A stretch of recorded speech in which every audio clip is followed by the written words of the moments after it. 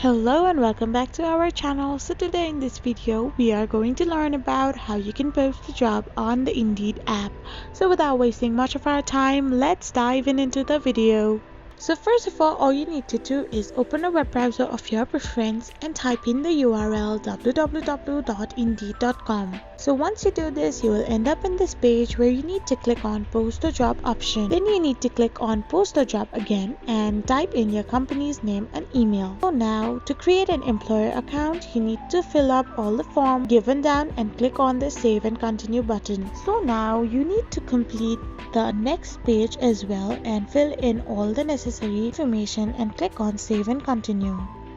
So after that, you need to talk about the compensation of your work and click on save button again. So finally, you need to describe about your job opening and what are the basic roles you are searching for and press on the save and continue option again. Now, you need to set the application preferences, any other messages to the employee, all the details, and press on save and continue. So finally, you need to customize your pre-screening options and scroll down to save and continue option. Now finally, you can review your job posting and press on the confirm button. So this is how you post a job on Indeed.